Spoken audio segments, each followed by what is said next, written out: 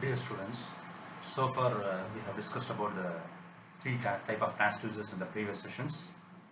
First one is RTD we have completed, thermoelectric transducers, piezoelectric transducers. So we have discussed about these three type of transducers, and the final part 4 we are going to see about the working of LDR in detail. So far we have seen the previous three type of transducers. The last one is LDR. LDR stands for light dependent resistors. In the case of RTD, we have seen that whenever there is a variation in the temperatures, the resistance of the thermometer is going to be varies. That means if the temperature increases, the resistance is going to be increases. But here, in the case of LDR, it is just a reverse. If the light is increases, the resistance is going to be decreases. If the light is decreases, the resistance is going to be increases. So coming to the constructions wise, if you see the LDR, it has two terminals. This is a symbol of LDR. This is a construction of LDRs. And whenever these two terminal component resistance is decreases, you can see that we have a sinusoidal in nature inside the LDR in the constructions. That is nothing but a resistors of these LDRs.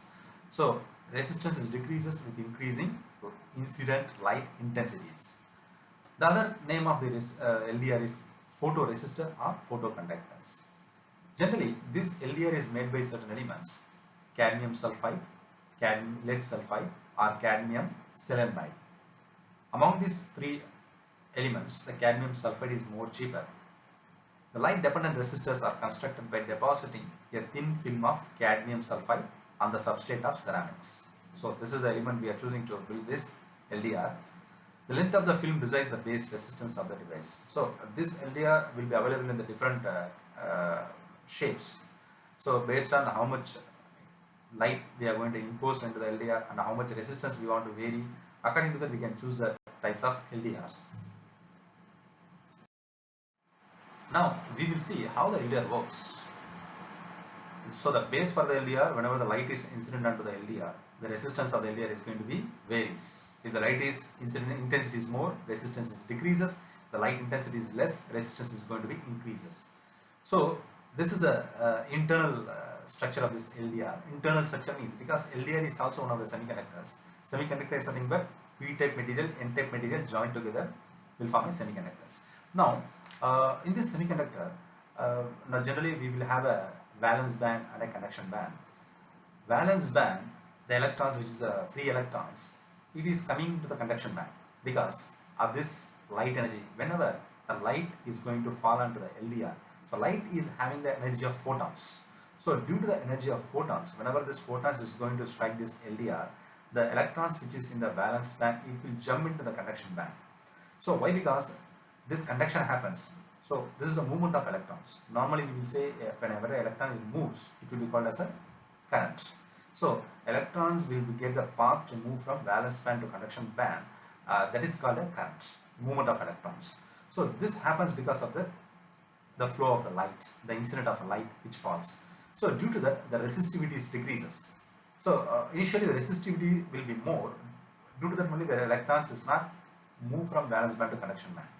Normally if the electron is not moving, that means we can understand that there will be having the more resistivities. So if you reduce the resistivity, automatically the electron will get the path to move from valence band to conduction band. So this is the energy gap between the conduction band and the valence band. So the electrons from the valence band is moved to that conduction band. So normally the electrons which will be in the valence band will be called as a free electrons. So you can say whenever the light falls on such a semiconductors, the electrons involved in the bonds gets the light energy from the incident photons. So due to this energy, only the electron is getting the energy to move. So due to that additional energy, these electrons become free electrons and jump into the conduction band. And normally whenever the electron jump from here to there, so here already the space which is empty, that means empty space is nothing but the electron which is not there. So if the electrons come here from here to there, so this place has become empty. That place will be called as the holes. So the electron hole pairs will be generated. How the electron hole pair generated? The electron which is jumping from here, it is going to occupy the holes. That is called electron hole pair generator. So due to these charge carriers, the conductivity of the device get increases and the resistivity going to be decreases. So when light intensity incident on the photoresistors, increases, its resistance decreases. So whenever the light intensity increases, the resistivity of the LDR is going to be decreases. So we can see this same thing in the characteristics. So this is the characteristics drawn between the resistance and the light. Normally illumination is nothing but the light energy which is going to fall, that has been denoted by the unit lumens. So the initial value of the resistance in terms of kilo ohms, for example, if it more than 100 kilo ohms, so whenever the intensity of the light is increased, so this is the increased value of intensities, initially is 1.07, 10.07, then 107.6, automatically the resistance of this LDR is going to be decreases. So the light intensity is indirectly inversely proportional to the resistance. According to the characteristics, we can observe that the resistance is going to be decreases when increasing these illuminations. On seeing the working, we will see what are the applications where this LDR has been used. Generally we have a wide range of area of application of these LDRs. Wherever we have a relation between the resistance and the light, there we go for LDRs.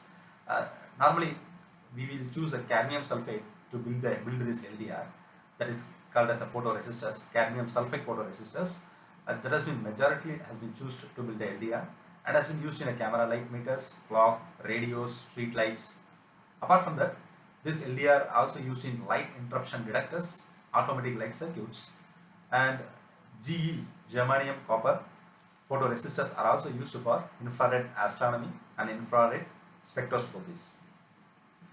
The last application is sensitive light operated relays. So we will see that how this sensitive light operated relay works. This is one of the applications. Generally in this circuit we can see that this is the LDR and this is the transistors, NPN transistors, and we have a relay and we have a diode connected parallel to this relay, and we have a resistors connected to this base terminal of these transistors, and also we have a variable resistors. So we have a variable resistors, LDR, and the resistors across the base terminal and diode and the relay. So these are all the internal parts of the circuit. So this is the voltage we are going to apply. Now we will see here. So now whenever we give a supply, so current will start to flow here. Suppose if the resistance of this LDR is more, that time the resistors won't allow the current, only minimum current will going to be flow here. Only minimum current is going to flow here. So because of the more resistivity, here also the resistance of this variable VR1 is going to vary. So whenever a light LDR is going to flow, light is going to incident on this LDRs. So if the current is flowing into this LDR is very less, that means that the current is flowing into the R also will be very less. So the transistor won't on. If the transistor is not on, that means the relay will not be activated. The relay won't be energized, because whenever the current is flowing into this coil only, the relay is going to be energized. Since the transistor is open, normally the current won't flow in the open terminals, because the current won't come here because the transistor is open. So whenever the transistor is on, then only the relay will get a path. The current will flow here and it will energize this relay. Now, whenever the light is incident into this LDR, that time the resistivity decreases. Now we will get a more current flow from here to the LDR, and here also the more current will flow. It will bias these transistors. Now the transistor made on. Now when the transistor made on, so the current will flow into the relays and the relay will get energized. So the energization of the relay will be depends on this transistor, and the transistor on and off is depends on this LDRs. So LDR decides that whether the relay is going to energized or not energized. So this is the control where the LDR is having. So the working once again I will tell you that. So whenever the current is flow here, the resistivity is more, so only less current will flow. It cannot able to on the transistors. When the transistor is not on, the relay won't be energized. Whenever the light is going to incident, the resistivity decreases. Now the more current will flow here, and it will bias the transistors. It will on the transistors. Whenever the transistor is made on, now the current flows to this transistor and it will end to this ground. So the relay will get energized. So relay energization will be depends on how much the light is going to incident on these LDRs. So this is one of the major application of this LDR.